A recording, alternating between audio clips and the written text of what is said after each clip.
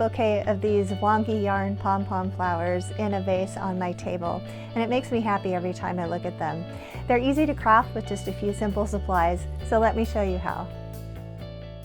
For this project, you will need cotton yarn, a fork, a thin green pipe cleaner, and scissors. Thread a green pipe cleaner through the tines of a fork right in the middle. Leave about 1.5 inches or so of a tail. Hold the end of the yarn over the pipe cleaner at the base of the fork and wrap it loosely around about 50 times. So you don't want to do it too tight, and you don't want to start moving up the tines of the fork. Keep it in a bundle right at the base of the fork there. Once you've wrapped the yarn about 50 times, cut off the end.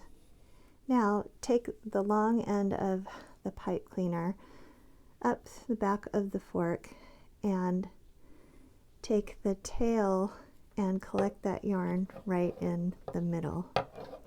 We're going to slide the yarn just a little bit up the fork, and then this is the tricky part, is you want to make the pipe cleaner go around the middle of the yarn just as tight as you can. So pull that really tight and then give it a twist while you're holding it tight to keep the yarn in a really tight bundle there. And then slide it off the fork. Straighten out the end of the pipe cleaner, and with the tail, wrap it around to make a base for the flower. Now cut through all the loops of the yarn.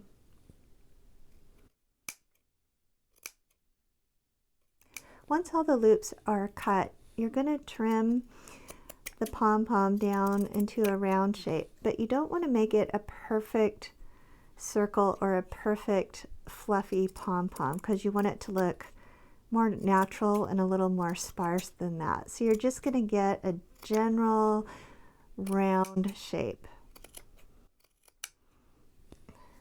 Fluff it out and you're finished. Please subscribe to my channel so I can continue bringing you new videos every week.